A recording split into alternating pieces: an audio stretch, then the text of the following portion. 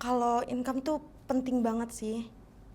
Di situ kita dilatih untuk lebih mandiri lagi. Jadi nggak melulu tentang apa-apa harus orang tua gitu. Nggak melulu semuanya itu pakai uang orang tua.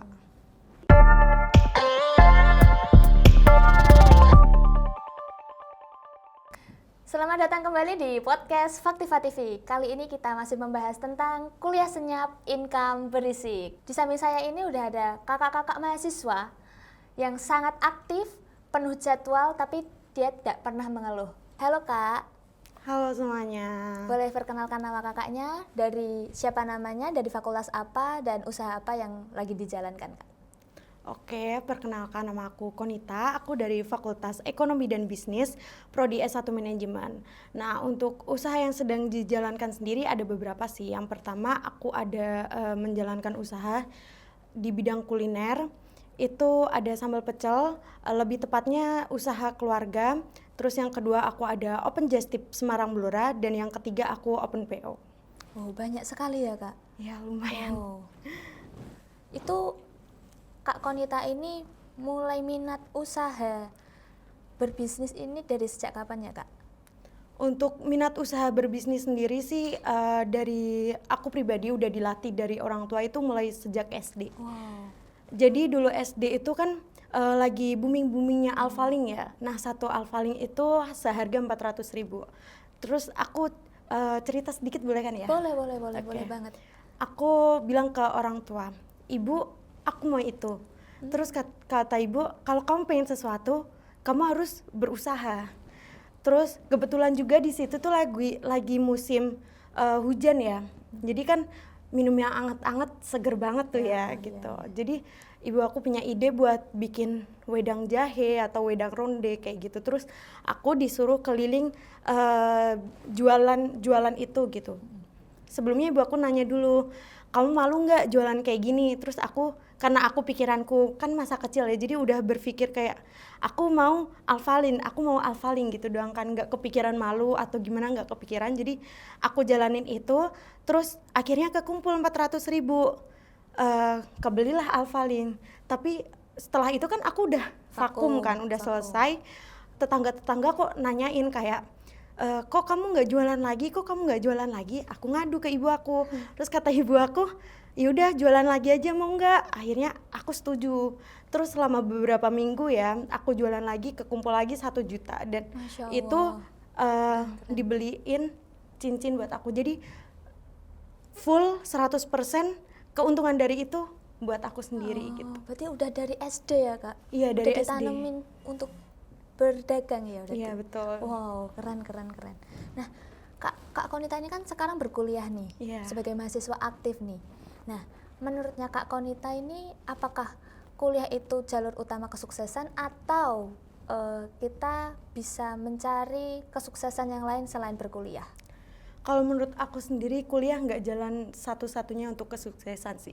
Seperti yang udah aku lihat sendiri ya, orang tua aku nggak sampai ke kuliah, tapi mereka bisa menjalankan bisnis dengan sukses gitu. Jadi sebenarnya untuk meraih kesuksesan sendiri itu tergantung dengan kitanya sendiri. Kita mau berusaha dengan benar-benar atau tidak. Nah, menurutnya Kak Konita ini, pernah nggak sih Kak Konita ini merasa capek harus membagi waktu antara kuliah dan bisnis usaha yang dijalankan ini Kak? Capek sih pasti pernah pasti pernah. Iya sih, manusiawi juga ya. Betul banget. Terus kan aku kan juga open PO itu ya Kak ya. Terus dulu tuh kayak belum bisa membagi waktu dengan benar gitu. Jadi kayak deadline kok semuanya mepet. Terus open PO juga berjalan. Di situ akhirnya aku putuskan untuk vakum sebentar. Terus setelah itu aku mulai kayak ngebagi waktu. Jadi contoh nih, kan biasanya deadline tuh pasti 1 minggu. Tapi kan anak muda ya zaman sekarang biasanya ngerjain H-1 gitu. Terus di situ aku mulai ini lagi sih kayak ngebagi waktu. Oh, jadi untuk hari ini aku ngerjain yang ini, ngerjain ini. Jadi open PO tuh kadang tuh kan biasanya seminggu 2 kali atau gimana, aku batasin seminggu sekali. Oh, dibatasin kayak gitu ya? Iya. Tetap fleksibel, tetap jalan, betul. cuman ada targetnya kayak gitu ya? Baik. Nah, Mungkin teman-teman penonton kita ini penasaran sih, bisa di-spill nggak ya? Berapa omsetnya Kak Konita? Tadi jualan sambal pecel dan just tip ya, open PO ya? Iya. Nah itu berapa Kak? Waduh. Yang paling banyak deh, yang paling banyak. Atau yang Oke. menurutnya Kak Konita itu kayak, wah banyak, cukup banyak kayak gitu, cukup memuaskan di hatinya Kak Konita kayak gitu. Kalau sambal pecel itu lebih ke orang tua Ke ya, orang tua. karena kan bisnis keluarga. Oh, oke. Tapi kalau kayak open PO atau just tip gitu, kalau sekali open PO tuh biasanya 130 sampai 150. Kan itu sehari. Jadi coba kalau selama 1 bulan berarti berapa? Nah, lumayan juga sih itu, bisa buat tambah-tambah uang jajan. Oh iya. Berarti lumayan besar juga ya. Maksudnya menurut di kalangan kita masih mahasiswa dengan omset yang bisa buat uang jajan kayak gitu udah cukup banget ya Kak berarti. Cukup banget. Oke, baik. Kita mungkin agak mundur flashback ke belakang ya Kak. Mungkin bisa diceritakan sebelum Kak Konita memiliki usaha dan sesudah memiliki usaha, dan kenapa kok bisa sampai minat, cari strategi, bahkan nambah-nambah usaha, mau jualan stand es teh kayak gitu. Itu apa motivasinya atau apa pengalamannya? Kalau motivasi mungkin aku lebih ke orang yang pengen ini, pengen itu, pengen ini, pengen itu gitu.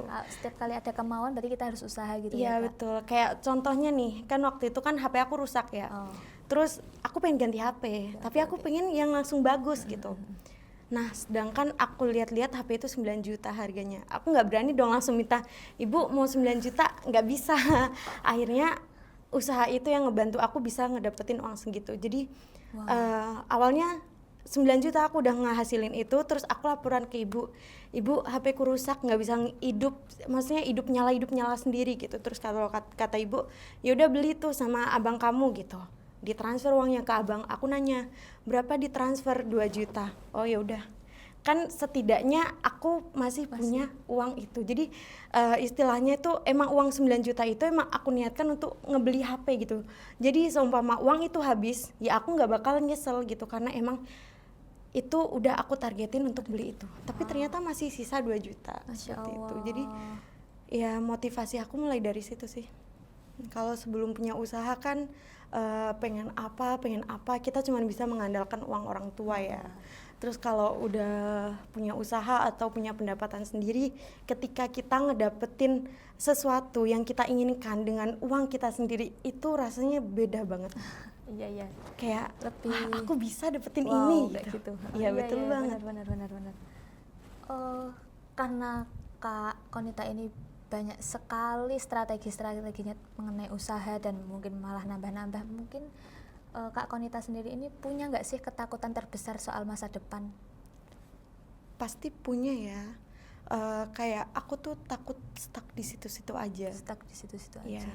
Ya memang sih kayak aku ngelanjutin bisnis orang tua itu memang benar, tapi kan tetap pengen punya usaha sendiri. Bener, apalagi di situ kan juga kayak contohnya nih kita Gen Z kan ya, pasti kan kemudian gitu kan. Jadi kayak ada kelemahannya lah di situ. Jadi walaupun kita berusaha buat tetap maju ya, tetap berkembang tuh ada titik kelemahannya sendiri. Mager, kemudian kadang mau, kadang enggak.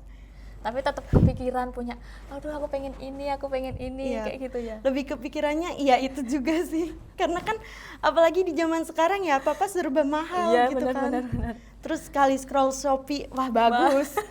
Keranjangin dulu lah gitu. Oke. Menurutnya Kak Konita nih, seberapa penting sih mahasiswa sekarang ini berpikir soal income dan apa motivasinya untuk para penonton di sini? Kalau income tuh penting banget sih. Di situ kita dilatih untuk lebih mandiri lagi. Jadi nggak melulu tentang apa-apa harus orang tua gitu. Nggak melulu semuanya itu pakai uang orang tua. Gitu. Jadi ya kita bisa ngehasilin uang sendiri itu udah sangat bagus kayak gitu ya. Lebih ya intinya nggak merepotkan orang tua kayak gitu. Apalagi kan. zaman sekarang mahal semua. Iya, benar. Nah, sekarang kita masuk ke tanya jawab cepat. Dijawab singkat aja ya Kak. Saya beri pertanyaan, jawab singkat aja. Lebih penting mana, kesehatan mental atau saldo rekening? Kesehatan mental. Kalau lagi down curhat ke temen bisnis atau temen kuliah? Kalau teman bisnis kebetulan belum ada sih. Oh, masih Karena independent woman gitu. karena kadang tuh orang kalau diajak bisnis bareng tuh pikirannya kita beda. Benar-benar. Ada Kadang- ketakutan sendiri juga Iya, ya. betul banget, itu yang paling ditakutin tuh kayak kita pengen beri produk yang kualitasnya bagus tapi harganya miring, tapi di yang lainnya pengennya yang kayak gini, kan beda. Untuk teman kuliah sejauh ini aku belum pernah cerita apapun itu, apalagi tentang bisnis aku belum ada yang tahu kecuali bisnis aku yang Wah, ini eksklusif berarti pecel. ini. Iya, betul Wah. banget. Kayak stand ST itu aku belum cerita ke siapapun kecuali ke orang tua.